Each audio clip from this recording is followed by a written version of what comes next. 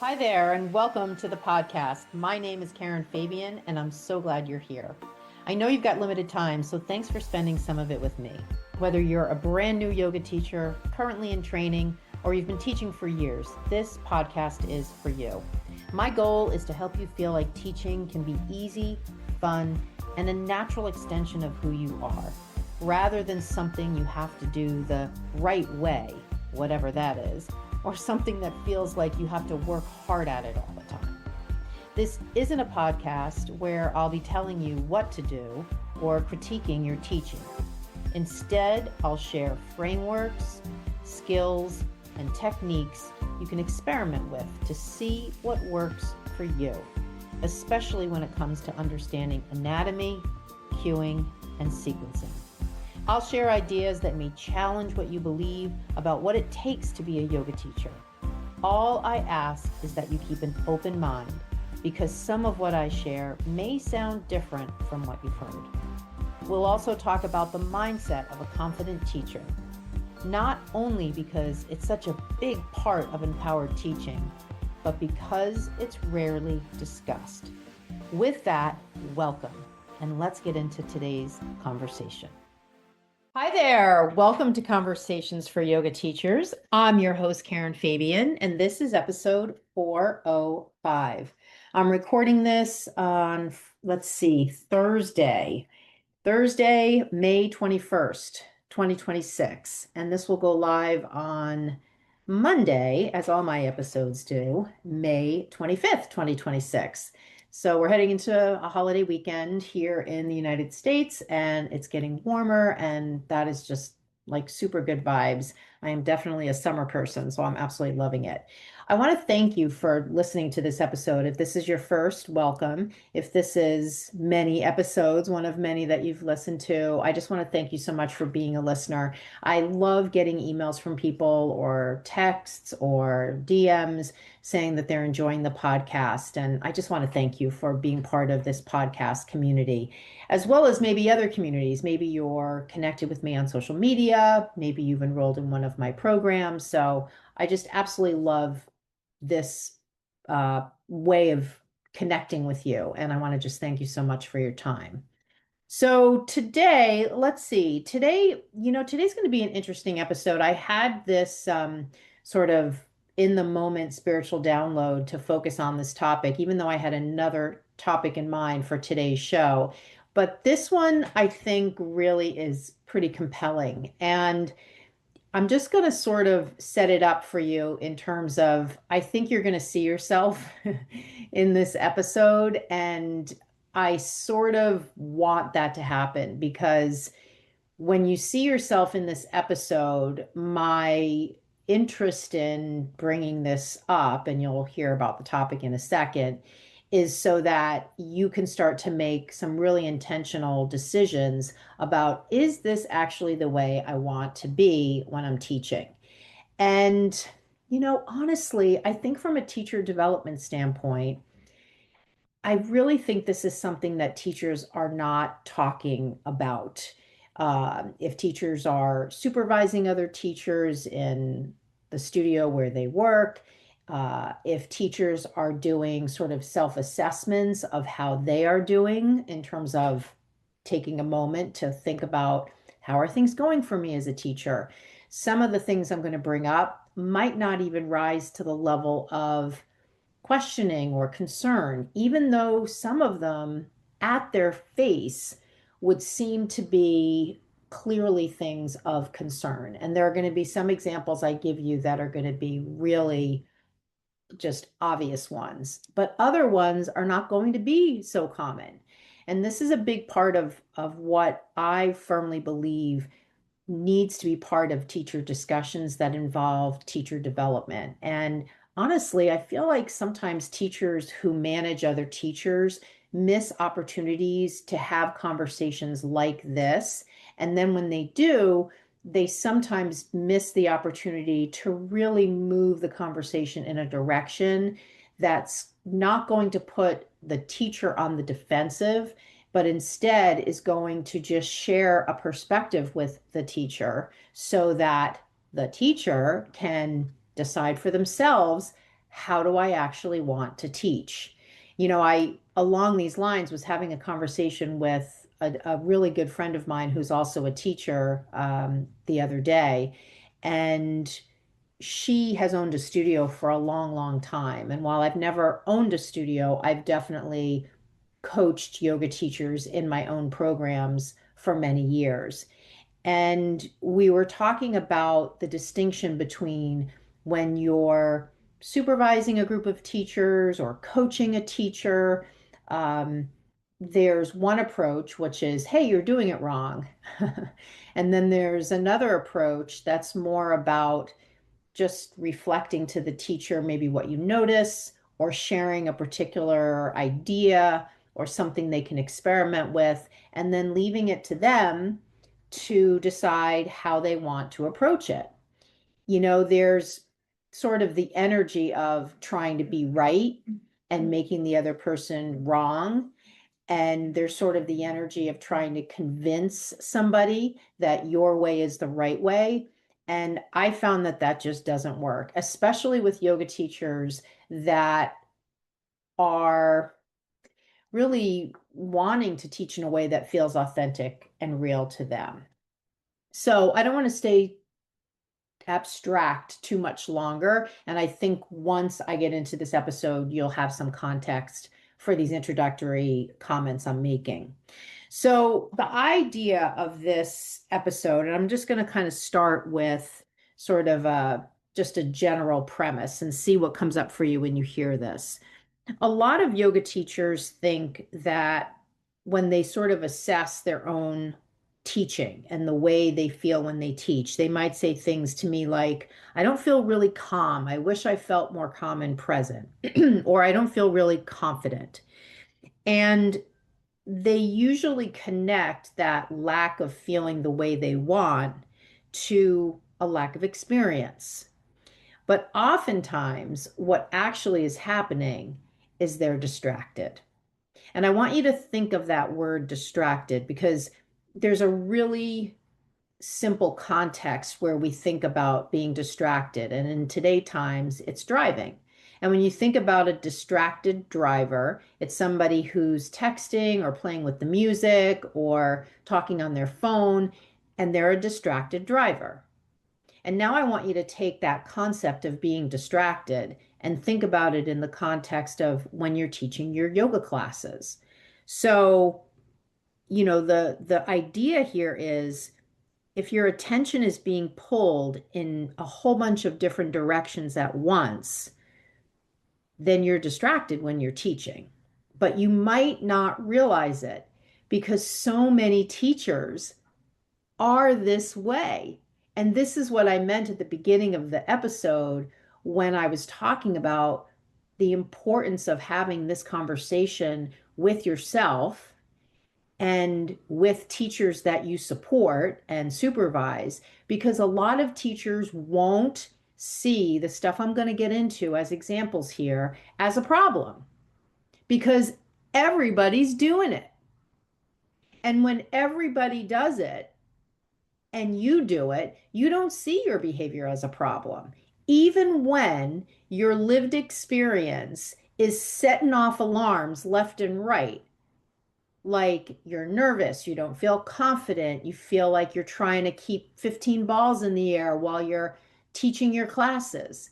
You just sort of accept it. And honestly, this kind of thing just really drives me crazy out there because there's so much that I bet you're just accepting that you don't have to.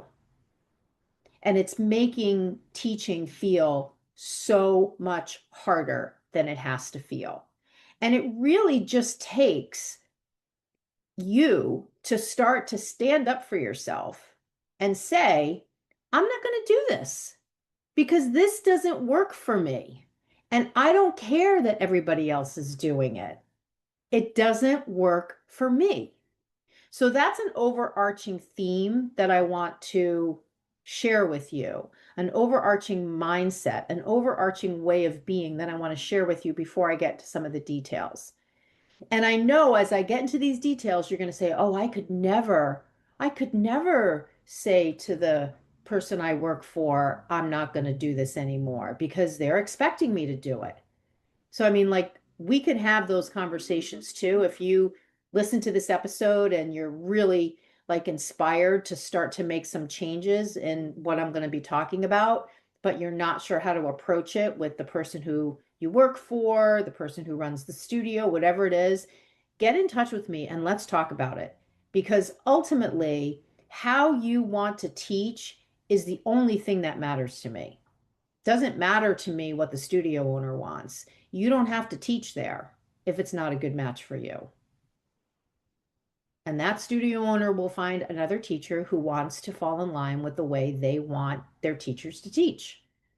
This is not an us them thing. This is not a right wrong thing. It's simply about you really defining the way you want to teach.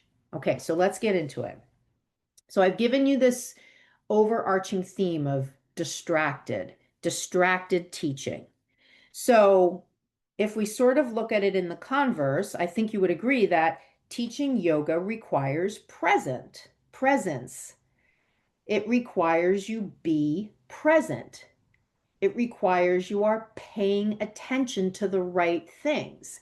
And honestly, there's only really one thing that, for the most part, you want to be paying attention to, which is the people in your class. And I'm laughing because it sounds so obvious, but when I go through these examples, you're going to see all the other things that teachers are paying attention to that have very little to do with the humans they're teaching. You know, presence becomes difficult when your mind is multitasking, monitoring, worrying, overthinking, obsessing, assuming, analyzing, making assumptions, which is assuming. None of those things have to do with teaching, paying attention to the students in your class. But some of those things have to do with your mindset, the overanalyzing stuff, the overpreparing stuff. So this is why I always talk about how important it is to work on your mindset. Because without that work being done, you are always going to have these mindset related problems. The more mentally occupied you are while teaching, the harder it is for you to feel calm, connected, and confident. So let's take a look at some of the common distractions. Okay, and this is where I want you to see where you see yourself. And I don't want you to be defensive. I want you to just take a deep breath and just hear the words, hear the discussion, and just simply see what is coming up for you as you hear the discussion. What are the things that you're doing? And how are they actually impacting your presence, your state of mind, your ability to focus on what matters, the people in your class? Okay? So, the distractions. Number one, playing with the music. Things like changing songs, adjusting the volume, curating the perfect vibe. Every time you touch the music, your attention leaves the students. And not only does it leave the students, it goes into a completely different thing. And I don't care if you're going to tell me, oh, Karen, I can multitask. I want you to think about when you go and play around with the music, what your students are thinking in that moment. Why is this person playing with the music? And I want you to think about degrees. Are you playing with the music 5% of your class, 20% of your class, 60% of your class, 100% of your class? And additionally, how much time are you spending every week creating a song list? And how much would you love to get all that time back? And how much is that song list actually locking you into teaching your sequence down to the minute, to the tempo, to the second, and creating this level of obsessiveness around the timing of your sequence. So that's number one.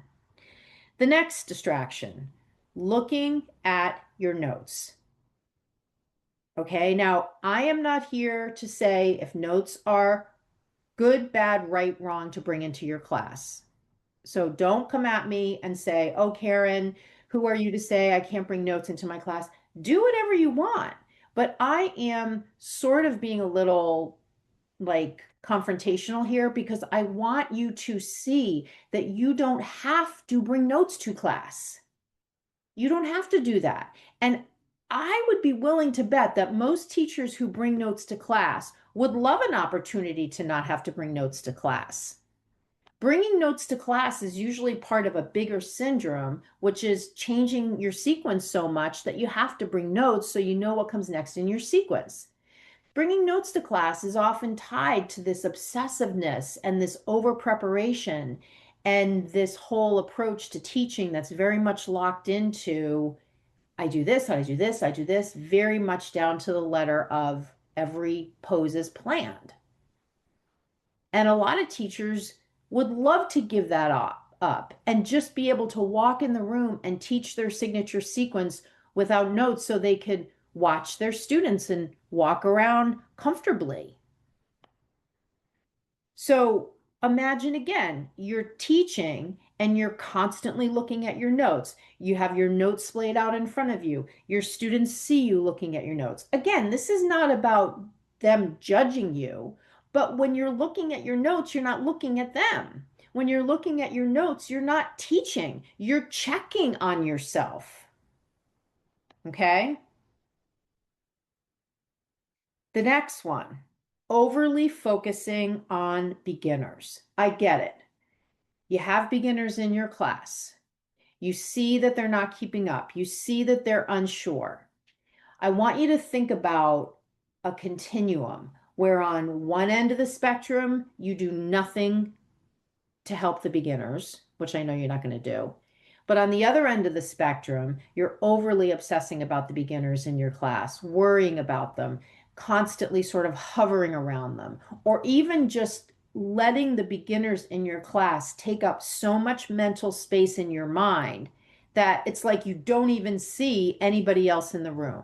So instead of those two extremes, I want you to think about where would you like to be in between those two extremes that allows you to focus on everybody in the class and not worry so much about the beginners and not overly harp on the beginners and not be worried they're going to get hurt. Yoga is a very safe practice. Everybody in your class decided to come. You're not forcing them to be there. They're adults. They're going to be fine. So this is another distraction. And the slippery thing about it is it's shrouded in all that stuff you hear in the yoga industry, that messaging that is encouraging you to be overly concerned about beginners. All the verbiage around, I want to teach a safe class. Even that statement is embedded with a belief that yoga is unsafe. All the verbiage around, you need to be really concerned about beginners. You need to make sure that, they're going to be okay, that they can do it. All of that leads teachers to believe that they need to overly focus on the beginners, and therefore it becomes a distraction. The next distraction, trying to read your students' body language. I wonder if they like the class. Are they bored? Are they judging me? I know that you do this. I did it. And I know that you do this. You're reading people's faces, trying to make out from their facial expression if any of those things is what they're thinking. And so when your mind is overly consumed with what your students are thinking, it can't focus on the people, like the actual people in the bodies that you're concerned about what they're thinking. You can't really be actively teaching them because your mind, not your brain, your mind is now someplace else. Your mind is in your ego attachment. Your mind is in your assumption state. The next, the next distraction is being overly obsessed about timing. Overly obsessed about timing. And the reason this becomes an issue, or let me just first describe what this looks like, because I actually have gotten a couple of messages lately from people where what they've described to me is feeling so locked in to every minute of the class because they practice the sequence at home dozens of times. They map everything out down to every second. And so they go in to teach overly obsessed with the order of things and the timing of everything. And typically, what these teachers end up experiencing is they run out of time. And so, this is the other problem that this over obsessiveness around timing creates. And you can be sure that when you're overly thinking about the timing, it's a distraction. The next distraction is an obvious one, but again, the obvious, when it's done by so many teachers, becomes acceptable. Practicing with the class. When you are practicing with the class, you are distracted because you're not teaching, you're practicing. You're practicing, you are literally practicing. So that feeling in your hip, your position of your hands, the feeling of the mat underneath your feet, all those somatic sensations you're having, those are the literal distractions that are blocking you from actually teaching. Now, again, please don't hear this as it's wrong if you're practicing with your class. I'm just stating what I think is pretty obvious. But if you want to practice with your class, 100% of the class, 50% of the class, 20% of the class, whatever percent of the class, do it. I'm just here to honestly call out this stuff that has been out there for so many years. And no one calls it out. Everybody just falls in line, even though at its face, it just seems so obvious to me that it is clearly a problem. And it clearly has an alternative approach that, at a bare minimum, I would think people would want to experiment with, especially when their lived experience of teaching is not ideal, is not like I'm walking in the room and I'm teaching my class and it feels so easy. Anything less than that, to me, would be a no-brainer to change, to fix, to experiment with something different. But if I was teaching in a studio, and in regards to this particular one, and everybody around me was practicing with their class, I might think I'm the crazy one for not wanting to practice with my class. And I actually worked with a teacher inside my accelerator program, and she said, even though everybody in her studio practiced with their class, when she worked with me inside the accelerator, she learned how to do the walk and talk.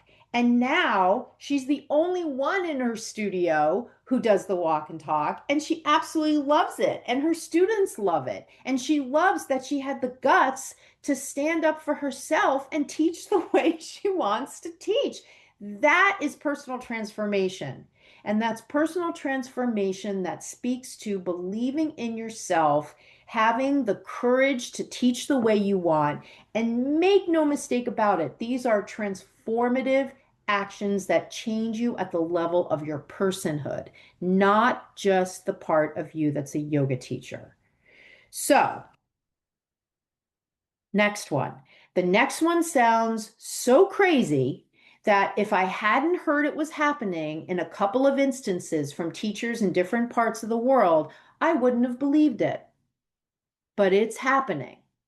checking your phone and or texting during class. I'm not talking about the students, I'm talking about the teacher. Okay? So I don't need to, I mean, do we really need to talk about this? But know that if you're going to your phone to play around with the music, your students might think you're texting.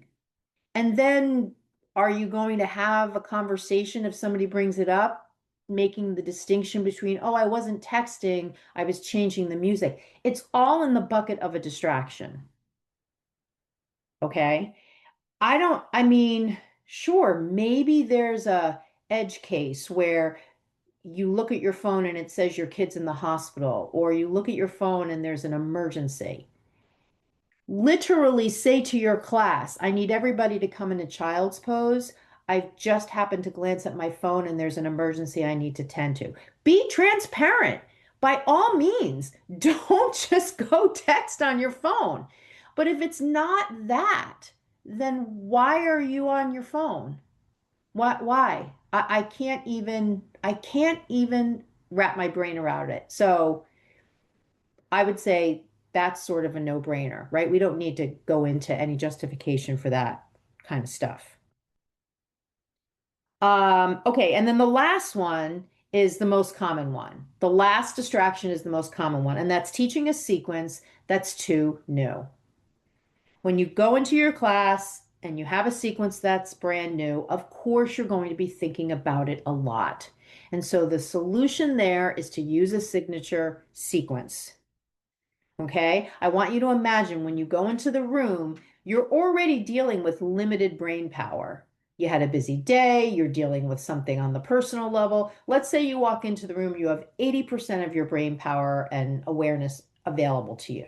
And then you put into that experience a brand new sequence. So now you're thinking about the sequence so much that available brain power goes from 80% to 30% because you're constantly thinking about what comes next. So that leaves you with just 30% of your awareness, of your brain power to put into actually teaching, actually responding to what's happening, changing your cues, being present, enjoying teaching. I mean, enjoying it. So now that we've gone through the things that distract teachers, let's talk about the solutions. The number one solution for a lot of these things is using a signature sequence. You build competence around a particular flow. You don't have to think about it as much. You bump up against the beliefs out there that teaching a signature sequence is bad or wrong or students will get bored. And you say, you know what?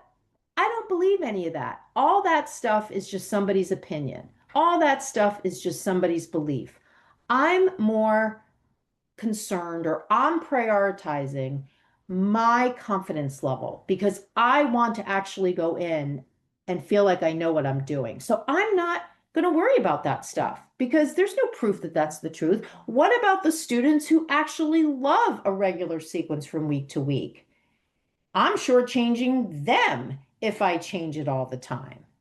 What about all the styles of yoga that are built on the same sequence from week to week, like Bikram yoga, for instance? How did they become so successful if this idea of students getting bored is true? So once you start just applying logic to this stuff, it falls apart, which is more proof for you that you can do what you want. And all I ask is that, well, not ask, all I suggest is that you simply experiment. All the things I'm talking about here, if you're willing, at least just try it. Now, I have a training video on how to create a signature sequence, and I'll include the link in the show notes. So you can just grab that. It's definitely a freebie you're going to want, and it's going to walk you through how to create your own signature sequence. The next solution, and I'm going to be straight with you, this one's going to flip you out. You're probably going to think you can't possibly do this. What if you didn't teach with music? What if you taught with no music? Would your class numbers drop? Would people get up after 5 minutes and storm out? No, no, they wouldn't. Now, I'm not talking about you have to use music because the studio owner says you have to use music. That's a different situation. I'll speak to that in a second. If you have control over music or no music, why not just try no music? Back in the day, that's how we taught. No music. No music, all walk and talk. And it was the best. And that's primarily how I teach when I teach these days. If that's not an option for you because of studio guidelines, then my suggestion is you set it and forget it. Meaning you pick a channel. On Pandora, I like yoga music for restorative stuff and yoga workout music for vinyasa stuff. And their songs with no lyrics. I would highly recommend you consider music with no lyrics because lyrics can be triggering for people. Even when it's a song that's upbeat, what if that song brings back memories of something unpleasant for the person? Now they're in your yoga class hearing a song that they hate, that's emotionally loaded for them. I really think no one talks about that aspect enough. And I really want you to put yourself in your students' shoes. Now, again, if you love teaching with music and you love a certain song list, fine, do it. But I just want you to really ask yourself, what are we doing here? Like, where have we ended up that we're just drowning people in all this noise when they're practicing yoga? I'm sorry, I don't know how we ended up here. I think we ended up here because people thought it was a variable of the class that would make their classes popular. And even in this environment, I actually think if you use no music, people would love it and you would stand out. You'd be the walk and talk teacher not using music, who's entirely focused on her students, not in a helicopter mom sort of way, but in a hands-off but aware sort of way. I think that recipe would crush right now in today's market. So if you're going to use music, try set it and forget it. I gave you those two recommendations, and then maybe you can find some of your own. Another solution is to watch your students more. One of my favorite sayings I created is say the cue, see what they do. Say the cue, see what they do. So embedded in that phrase is an amazing solution to being distracted because now you're deciding, I'm not going to be distracted. I'm going to be interested in what they're doing because that's teaching. I mean, that is literally what teaching is, being interested in what your students are doing. So that is definitely something you can experiment with. The next thing is to leave your notes at home. Once you start using a signature sequence, you're not going to need any notes. You're going to build a level of competence and confidence in your sequence, and you're going to be able to leave your notes at home. I would encourage you to start experimenting with leaving your notes in your bag, leaving your notes just in the corner of the room as a transition to just leaving them at home. Another solution you can experiment with is doing the walk and talk. This is another great way to cut distraction because it puts you in the model of teaching, watching, saying the cue, and seeing what they do. I also have a video on how to do the walk and talk, which I'll include in the show notes. The other thing you can experiment with is to give beginners space. In the first part of class, you see them come in, you start to see them practice, you've pegged them as a beginner. You have your eye on them in the beginning, and then you just tell yourself, they're fine. They've got their props. I know I'm giving clear cues. They're fine.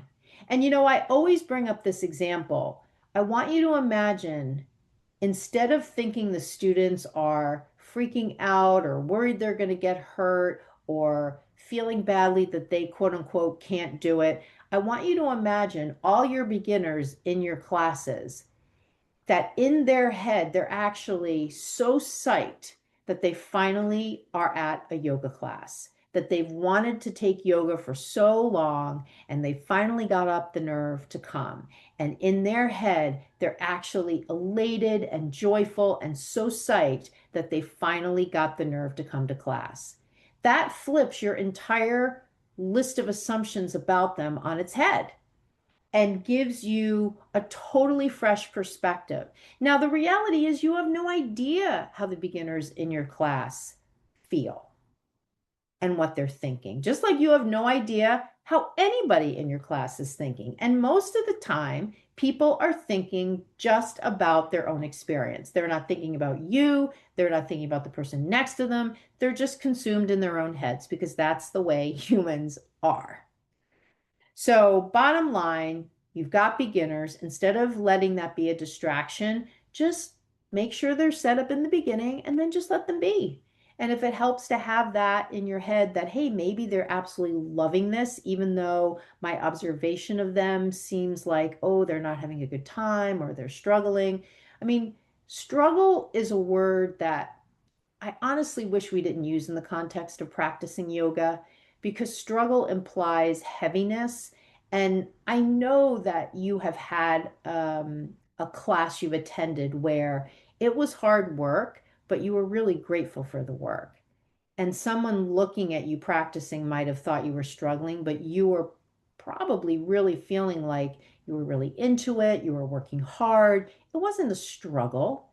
I mean, when we go to yoga class, we're not there under duress. We're there by choice, by decision, by intention. And so to say that somebody is struggling, now again, different scenario if we're talking about trauma-informed yoga or something that's, more in the medical context. We're talking general yoga classes here. The next one, I didn't talk about this early on in the first part about distractions, but I am going to bring this one up because this used to happen to me a lot. And I used to really let this be a distraction for me until I got to a point where I decided this is becoming a me problem more than the person problem. And that's the student that comes to your class and insists on doing their own practice. And it might be literally their own practice, or it could be they keep popping in and out of the stuff you're teaching, or it could be every time you teach a particular pose, they take it to like the third or fourth variation. Whatever it is, you can be the kind of teacher who lets that be a distraction for you and you take that personally and you make that about you. This student is defying me. This student is a distraction to the other students. This student didn't put themselves in the back of the room and now they're in the middle or the front and the people behind them are, getting distracted too. There is a little bit of you need to maybe be the teacher and think of the larger group. And if somebody is really an edge case and they're super distractive or distracting other people, you do need to say something. I don't really know a way to do that that's not going to cause a confrontation. So honestly, unless it's something where they're going to like hurt somebody, like fall on top of somebody, my suggestion is to let it be because anything you do in the mode of approaching them, talking to them, asking them to refrain, telling them they're a distraction, anything you do is going to cause a commotion, is going to sound like and feel like a confrontation to them. And then you've just opened a can of worms that you can't put back, and it becomes a whole thing. So, again, from the bigger picture, everybody in the class is going to see, and if the person is really truly a distraction, they're going to see it for what it is and carry on. keep teaching the class, think of the other people that are there, and maybe something in the postmortem, like after the class. But even then, you never know what somebody's going through and why somebody is doing their own thing. I can certainly share in the first 10 years of my teaching, there were occasional times I did approach somebody who was doing their own thing, and it never turned out well. And I realized that the problem was really me. I was really the one feeling insulted that the person wasn't sticking with what I was offering. And I just decided I don't need to be in control of every single person in the room. Now, in today times, I think the things that fall into the must be addressed bucket are definitely things like students on their phone, talking on the phone, students texting. I don't even let that bother me. If students choose to come to my class and text, as long as it's not making noise, if they choose to use their time in my class to text people, fine, do it. But if they're talking on the phone, their phone is ringing, or they're filming, none of that is acceptable. And I would say that needs to be addressed. But, let the student doing their own practice, let them do their own practice. So we've gone through a list of what are some of the distractions that are out there. And most of these well, let's say it like this. Some of these distractions have to do with you and where your head's at and what you're focusing on. And I think in regards to that, the sequence piece and teaching with a signature sequence can be something you try that really can be powerful in helping you shift from being distracted in regards to the sequence to being much more present and calm. A lot of the other things, like the music, I would highly encourage you, if that one really touched a nerve, to start to ask yourself, why am I using so much music? Because for a lot of yoga teachers, it's just that they're really uncomfortable in silence. They're really nervous when there's no background music. So, I mean, a lot of this stuff really gives you an opportunity to ask yourself, what's underneath this? Being overly focused on beginners, what's really there? Again, if you stay at the surface level, it's easy to convince yourself, well, of course I should be concerned about the beginners. But if you and I were talking, I would say, yeah, I mean, maybe 10, 20% at the beginning of class, but then after that, why do you need to be overly concerned about the beginners? What do you think is going to happen to them? Well, they're going to get hurt. Well, they need my support. Well, they need modifications. Well, this, well, that. And see, now it becomes a you problem. It has nothing to do with the students. It becomes a you problem because you have a belief that's causing you to think these beginners not deserve, these beginners need a whole bunch of attention from you.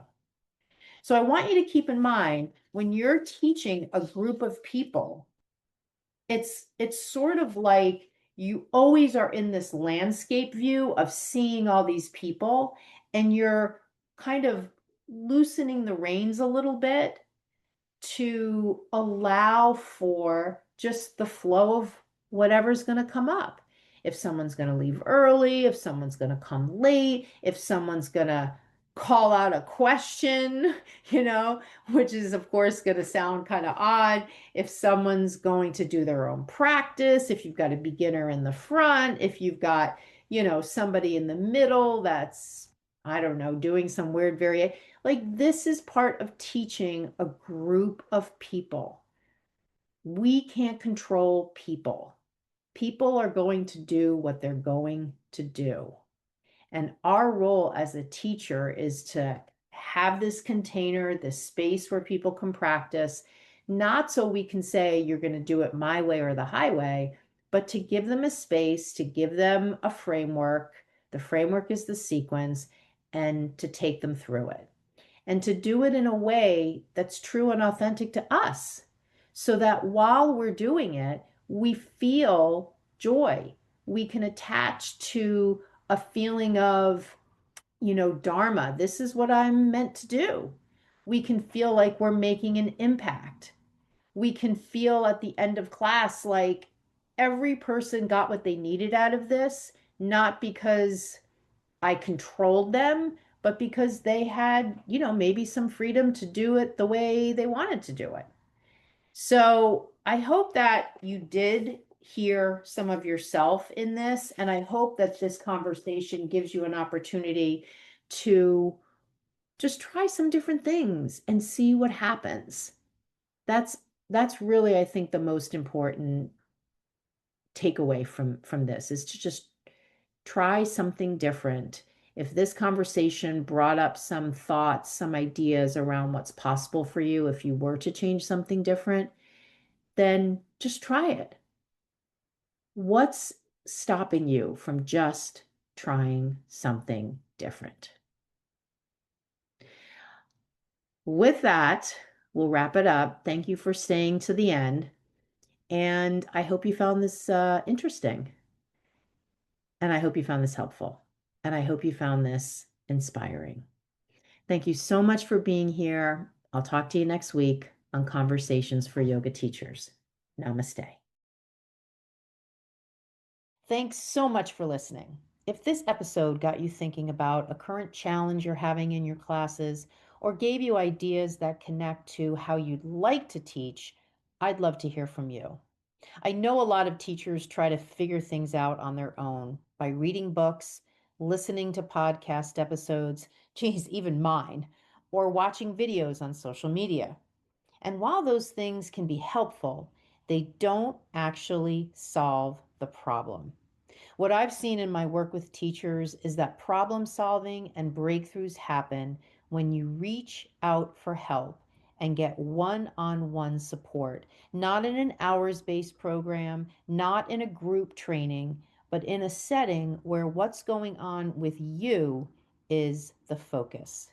If this sounds like the kind of support that would make a difference for you, send me a message on Instagram at Barebones Yoga or email me at Karen@barebonesyoga.com.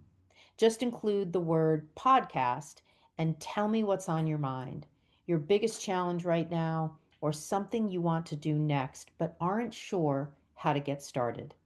I'll reply back with a couple of specific things you can try, and if it makes sense, we can hop on a call as well. You don't have to figure it out on your own.